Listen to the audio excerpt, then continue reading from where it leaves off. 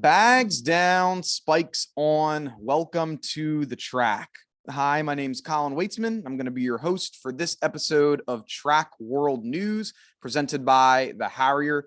And today we have a very special guest joining us, probably the best hair in the game, your mom's favorite runner, 2019 USTF 1500 meter champion, Craig Engles. Craig, thanks for joining us today. I really appreciate it. Yeah, thanks for all those superlatives before introducing me. I appreciate it. No problem. No problem. And I mean, that's got to be my first question for you before we get into all the fun stuff. Your mom's favorite runner, bold take, maybe not too crazy, but you're coming out aggressive with the Instagram. Where'd that come from? Who coined that idea? Well, partially your mom. Go ask her who her favorite runner is. There we go. Yeah, I'll go. I'll call her up. I got a ring to make, and she'll be like, "Oh yeah, Craig, of course." Well, who not to say? Yeah. I actually have no idea. It was just supposed to be funny.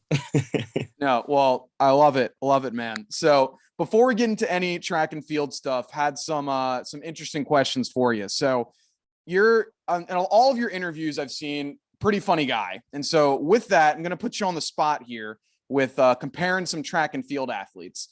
If we had a stand-up comedy set, so you have an opener, a middle act, and then a closer with it's a stand-up comedy, and you have to pick the three comedians that are track athletes.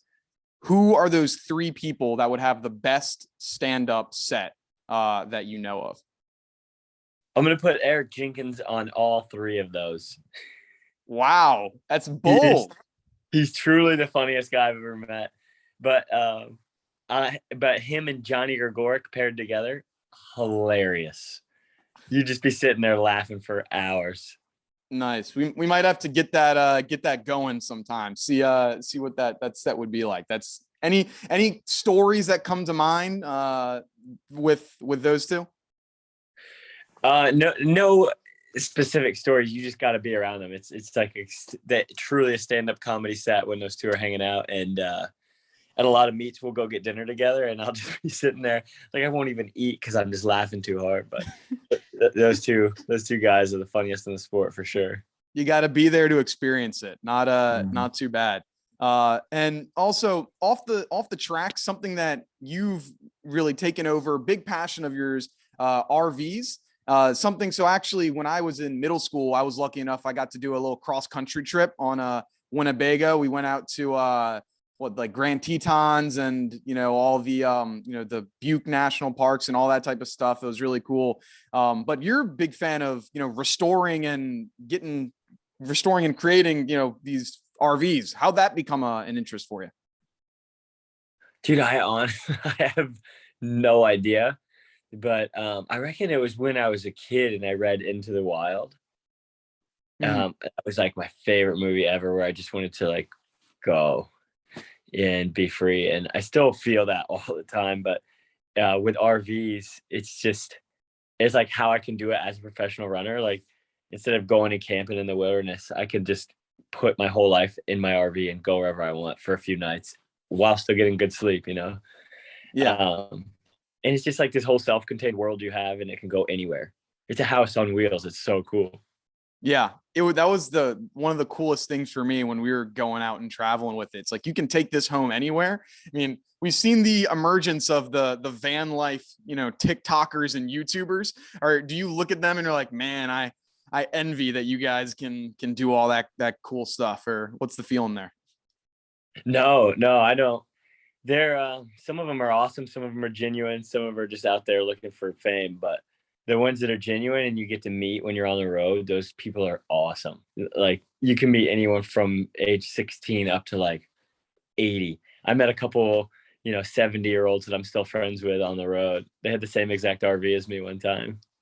Oh man, yeah, that's super cool. I mean, how long does it take you to restore in RV and all that? I've done a few. I've done some from the ground up and some from like they were pretty good. They just needed like their carpets changed and electrical systems changed. But one of them took a couple months with it took 1 month maybe with my buddy. We built a sprinter van from the ground up in a month, I think. And sometimes that takes people 2 years, but we pumped it out. We were working like 15-hour days. What was that? What was like the very first one? Like when were you going from I enjoy the, traveling and all the, seeing the world to I want to actually fix something? Like how'd that go? As soon as I got enough money in my bank account in college, I think I had $2,000 to my name.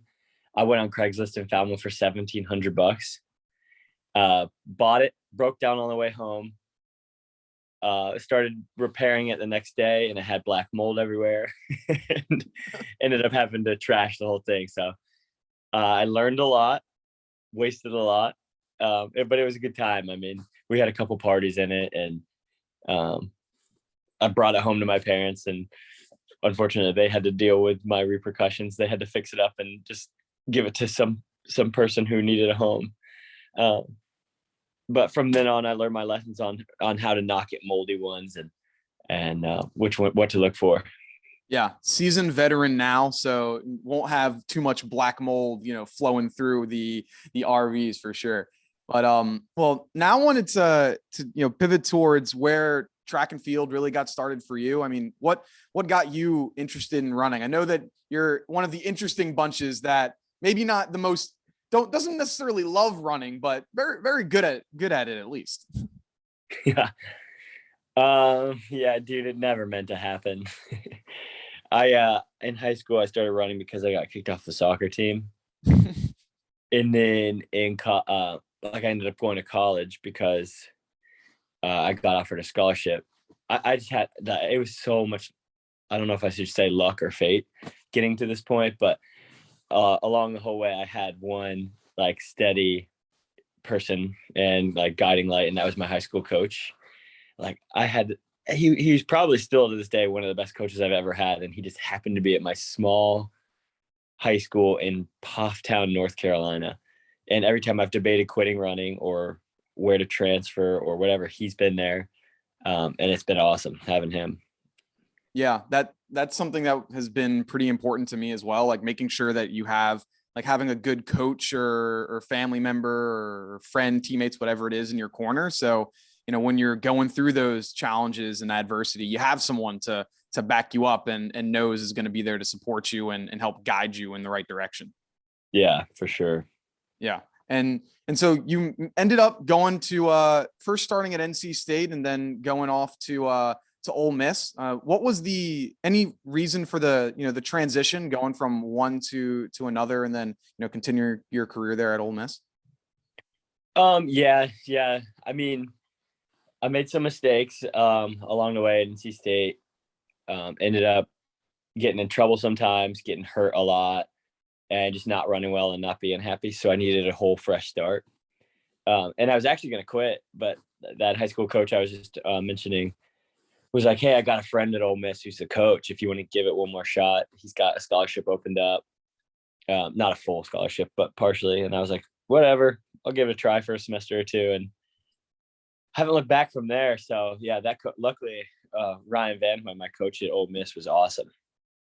Yeah, so you said you never really looked back, but you've had a few times throughout your career, whether it was in high school or in college, of just like being like, man, I'm just not too sure if I want to do this. Like, has it been different kind of reasonings for you? It's like, oh, I want to try something new, or it's something else, or has it been a consistent, type thing that had made you, just kind of question, things at times? No, it's been all sorts. Like the first few times I wanted to quit in high school, it was because it was too hard. And then in college, I wanted to quit because I was getting hurt and I wasn't happy, and I was seeing my other friends have way more fun. And then when I was pro, a few times I lost a little bit of the fire a couple times just because it had turned into a paycheck rather than a passion. So yeah, there's been different steps along the whole way, but I wouldn't have it any other way to be at this point I'm at. Yeah, because with all of those, you can you have just as much fire with it now, knowing how much it was like, oh man, I wasn't, too into it at this point, or you have that entire part of it, to your story. I mean, and so with that, like going from college to pro, like when did you kind of notice like, oh, I have an opportunity to not just do this, collegiately where, it's cool to have all the teammates, but, I can actually make some money running in a circle. Like, when did you realize that? Well, I guess we'll state that running in a circle doesn't get you paid as most sports, but Yeah. there's still a chance that you could, if you do really well in college and you win a lot of races and make a name for yourself, you could do this job and not have to work a second job, which is incredible. And I'm very thankful I don't have to work a second job. But I didn't even know that was a possibility until my fourth year of college. When I made the Olympic trials and did really well, an agent came up to me and was like, have you thought about going pro? I was like, no. I don't want to sit inside and watch Netflix and just run all day. But then I really buckled down my fifth year of college and took it seriously so that I could at least attempt to go pro. And that's what happened. Yeah. And so with that, like going pro now, like, was there any considerations during that process in between your, qualifying for the Olympic trials that first time and then signing that initial deal where you were looking at maybe doing something else? I've heard a few of your other shows where you've considered even opening up a porta potty business or considering those types of things, or was it always, track and field all the way? Yeah, when you run, you got a lot of time to think, and it's funny, like my brain ebbs and flows, and there's certain parts of the years where I get really into starting a business. And it's always when we come to camp, and one of my things was that I wanted to start a porta potty business, but make them really fancy. That still may come to fruition one day. Who knows? Mm-hmm. But yeah, there was a time period my last year of college where I was building my resume, made a LinkedIn, did all these things to get ready to go into the professional world. But I'm so thankful I didn't have to. I mean, there's some of my friends' jobs I'm envious of where they're working and on making the world a better place. Like my friends that work in renewable energy. But I'd say 90% of my friends are working for like banks or doing sales of things people don't need. And like, I'm not judging them because they obviously have to get a paycheck, but that's not something that interests me is working for a corporation, Yeah, it's like I don't want to do the whole bank thing and wear the tie. Rather do be a little more free with it. So hey, I completely get it. Makes sense. I'm sure if anyone could say that they're a pro athlete, I mean, who wouldn't want to be able to say that? But I mean, you said when you get into camp is when you sometimes think about, starting a business. You mentioned earlier you're just getting started in camp now. Are we getting any ideas of potential new businesses that the world might need? Like what's going on nowadays? I've always got something churning in my brain, but nothing right now, honestly. I just actually finished my master's of business, and I'm like kind of burnt out on school and stuff. So I've just been chilling, like playing board games with the boys in the house. And honestly, we just started, like, I really haven't announced that what team I joined and what sponsorship I have yet. I'm so bad with social media. I've been thinking about doing it today, but I've been helping a lot. I've been thinking a lot about helping my like ideas on how to get the team, going marketing wise and how to recruit the best people and all these things. So it's pretty exciting. Yeah, that's something that I've, as a creator, or just something that's interested in making new stuff. It's like how can I, develop and have this own little, project on your own, or create something that you're developing with your team. Yeah, it just makes it something that's even more cool for sure. And so now I wanted to take you back first to 2019. You get your first, or you get the USTF national championship in the 1500, and I want to take you to that iconic picture of you holding up a nice little Bud Light there. I think I've seen that photo on a t-shirt, on stickers. It might be on a couple backs of cars. Can you break down the story of how you ended up going from a champion to posting with a nice little Bud Light there at the race? It was actually a little premeditated, which is kind of cocky. Wow. But yeah, I had a feeling that I was going to win. So I told my buddy, if I do win, just toss me a beer. And he was there. He was there with the beer, and it kind of shocked me where I'm like, oh, shoot, I just won and I have to do this now. And I sat there with that beer. I'm like, I looked around. I'm like, there's a lot of kids, a lot of old people. I don't think they would appreciate me slamming it on my head or shotgunning it. So I just held it. And that was a photo. I was like, oh, like me debating in my head what I should do.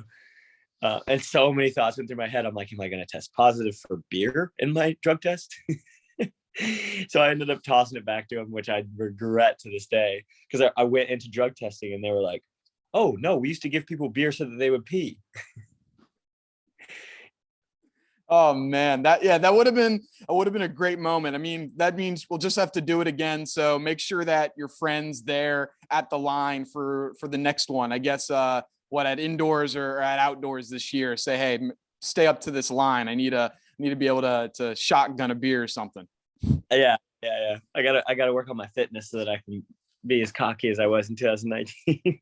Yeah, there you go. Well, something that has been super cool for me growing up as an athlete. Now one of the, I guess you could say, you kind of created the signature look, or one of the signature looks for track and field, for distance runners at least.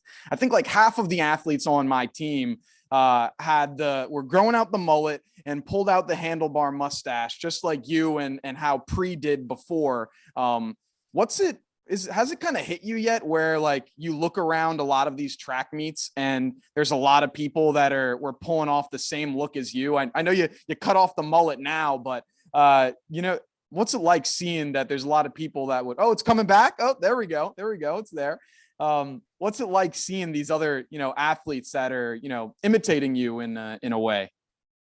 Yeah, I don't think too much about it, but I think it's cool when people do things to be different.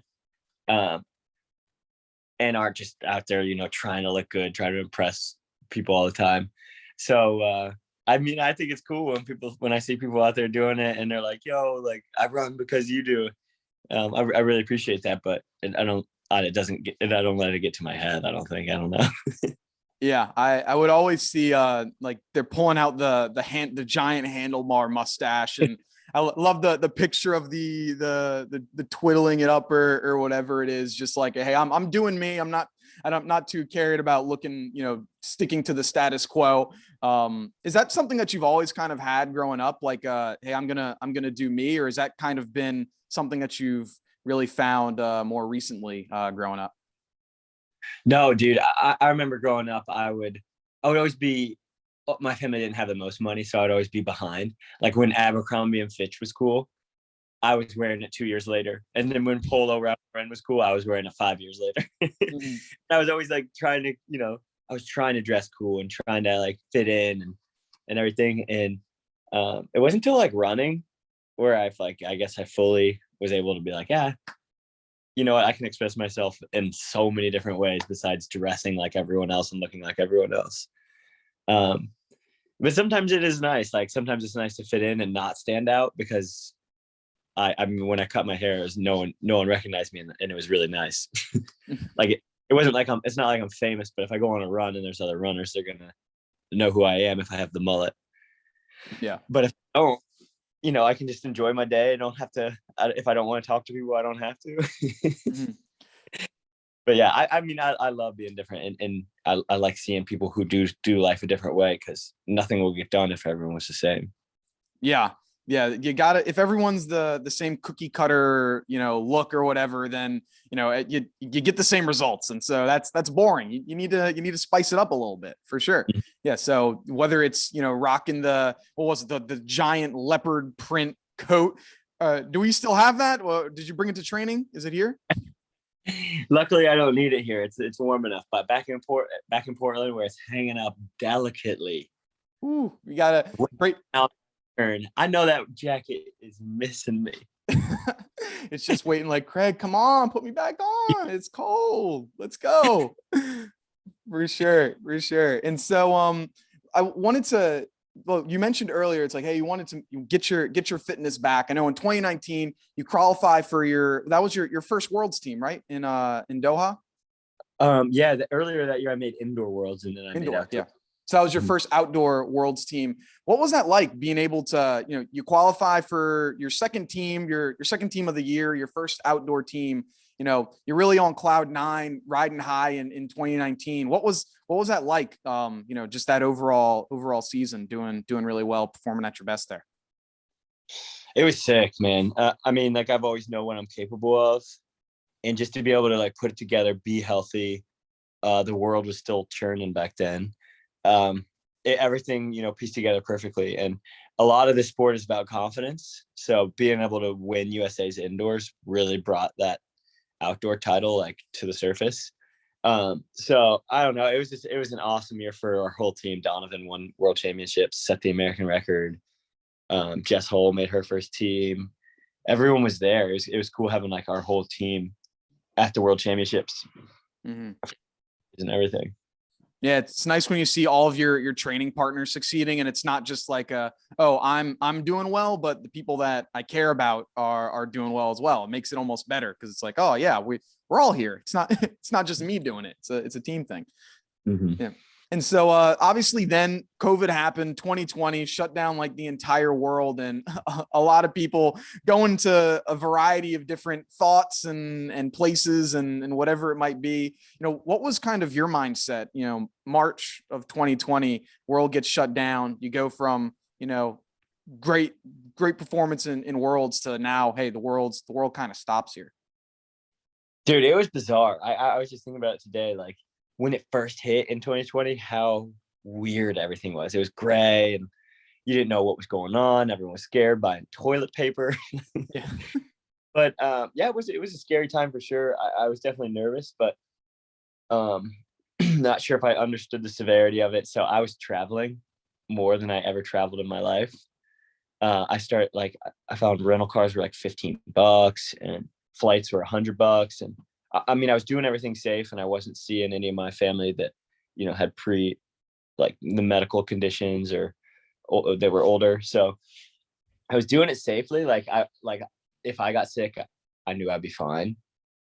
I've been sick before, but it probably wasn't the smartest, but I was traveling so much, seeing so many things. And we had a bubble of friends in Portland that we would just hang out every weekend. So I had some of the most fun times in my life, but running definitely got put on the back burner, and I stopped really caring. It was harder to get out the door, but the hardest part was how many people contacted me. I probably had 100 to 200 Zoom calls on inspiring their high school teams and getting them fired up.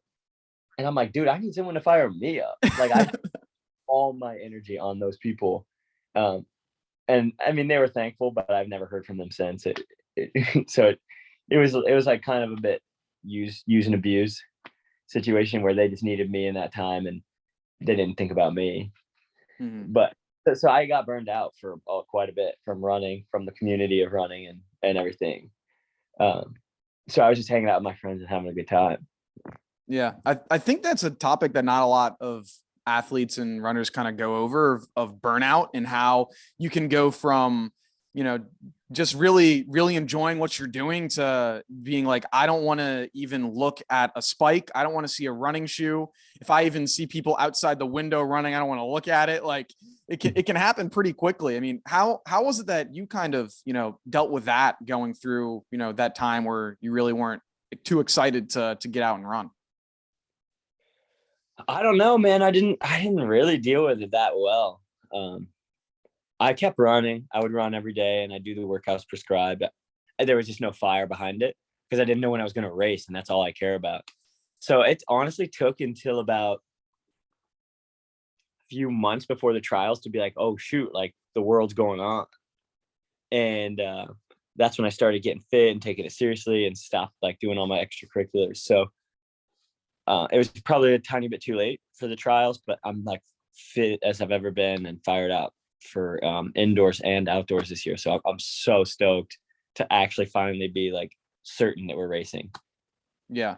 I'm excited now because we have this period of time where there's just like a major every single year or two this year. So we got a lot of stuff going on. And I mean, you mentioned it. I know it was tough seeing, but with the Olympic trials, I mean, for you, it was a tough fourth place finish, but could you kind of like break us down of, what that experience was like? I mean, obviously you want to make the team and everything. But could you kind of take us through like, hey, what that day was for you? Yeah, I don't want to talk about it too much and dwell on it, but I don't know if I was ever going to beat Cole that day. That dude was just on fire, but I should have never lost this intro, and Yard was probably the luckiest guy at the trials to make the Olympics. But I raced bad tactically, and that's about it. I mean, I know what I did wrong. I wanted to be in the front with 500 to go. I got boxed in, and that was my fault, but I should have never been worse than second place. Yeah. We're going to keep the conspiracy theory that Pardon My Take had of there was people out against you.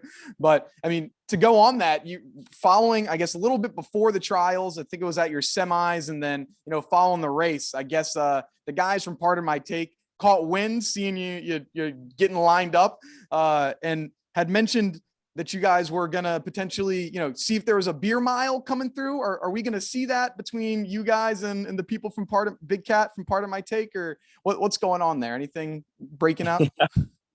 Yeah, that Pardon My Take thing was funny. I didn't listen to the podcast. I don't listen to the podcast. I listen to mine, but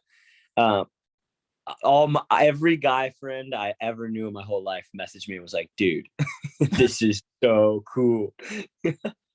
But yeah, we were actually supposed to meet up in New York City, but they kind of bailed a couple times, and it just didn't work with our plans. But we were actually going to play. We were going to do like a beer mile or something, and then we were going to play disc golf, but it just never worked out. But maybe one day we'll meet up in New York. That'd be fun. Yeah. I mean, how did they get in contact with you? Did you reach out to them? How did that even happen that you ended up on the show there? Yeah, the guy who runs the Sidious Mag podcast, Chris Chavez. Yeah. He knew the guy who's in charge of their podcast, so they both reached out to me. But yeah, I mean, it was fun. It was those everyone's just normal guys if you ever get to know them, and those guys are just as normal as any of us. Like, they seem hilarious. I'd love to just chill on the couch and drink beer and watch football with those guys. Yeah, well, maybe they'll make a celebrity appearance at Milrose or something like that. And like you said, this you're right now in training camp, getting ready for this indoor and outdoor season. I mean, what's kind of been the focus on for you of making sure that you're all ready to go for this season? Yeah, it was honestly just a big base in the fall. Like, I trained really hard in the fall when I went back to college, and I was happy, rested.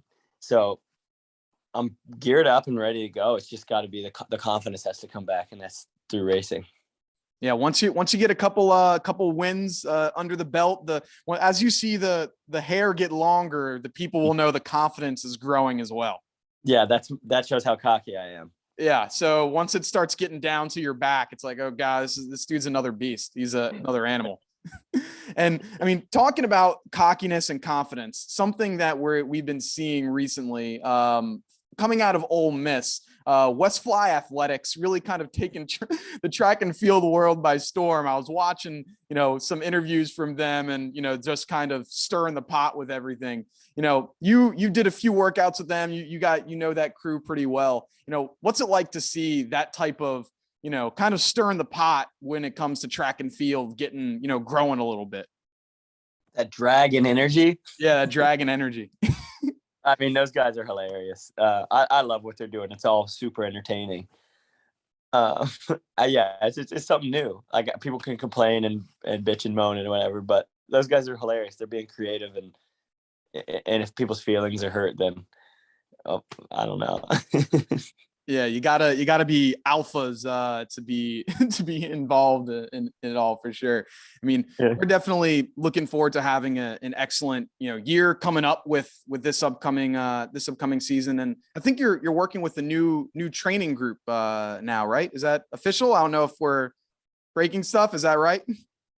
You could be the first to announce it. Yeah, I haven't announced it, but you might be late. I think I'll post on social media today. But Yeah, this yeah, is going up in a week or so, so it might have happened already. So yeah. but yeah, I joined Pete Julian's Union Athletics Club, which I mean I was basically already a part of, and I resigned with Nike for the rest of my career. nice, awesome, Yeah. dude. So Union Athletic Club. I think that's what that'd be. Then you, Brazier, Charlie Hunter. Is that Yeah. right? And a few others as well. You got your finger on the pulse, huh? Yeah, I do my research, man. I want to make sure that we get the stuff. But so what's it like training with that group of guys? You guys really pushing each other hard. I think this is Charlie's first year pro, and you and Brazier's second, or I guess third or fourth. I think it might be my fifth. I'm not sure, but Oh geez. yeah, it's crazy. Brazier. So I've trained with Charlie only a couple times so far. It's been awesome. We've pushed each other in both workouts, but Brazier is watching him train. It's like art, man. He's the most talented human maybe the running world has, or the middle distance running world has ever seen. Yeah. So it'd be cool to see him improve that too. Yeah, because I something that I didn't know, and I learned from one of your previous interviews, that his leg was broken at trials, and dude still nearly made the team. I mean, that's got to be pretty inspirational, or you got to think, man, you're also have a screw loose if you're still running on a broken leg. Yes, to all of the above. Yeah. If you had a similar type of thing, what time do you think you could have ran in a 1500? I think I could have broken 10 minutes. Yeah, that's probably pretty accurate. In a boot or whatever it might have been. So yeah, sounds good. So well, Craig, thank you so much for taking the time to do this. Really appreciate it. I know we're all looking forward to seeing how you're going to be doing this indoor and outdoor. I think by the time this comes out, you either just raced or you're about to race in the Millrose Games. So could you kind of touch on what that's going to be, opening up your season there and before we close out? Yeah, I'm actually opening up my season in a couple of days at Texas. I'm doing an 800 and a 3K. They're separated by 30 minutes. But that Millrose mile stacked, I know everyone should go check out that start list, man. It's crazy. Or the whichever whenever this comes out. For sure. Yeah. So either good luck or congratulations on your performance. So that's awesome to say. We'll be looking back at it and seeing how that goes. But Craig, thanks so much for taking the time. And where could people go if they wanted to learn more about you on social media or anything like that? You don't need to learn anything else about me. Come meet me at a track meet. I don't want everyone to judge me off my social media. Come out to a track meet, watch me race, and maybe I'll come in. I usually come and talk to people after or before. So see you there. Awesome. So there you go. Stop by, catch Craig at a meet. But thank you so much, Craig, for taking the time. And thank you to everyone for listening. If you want more content, go and follow us on Instagram at Track World News. We post different highlights, clips, things like that. You're definitely not going to want to miss it. But have a good one and peace.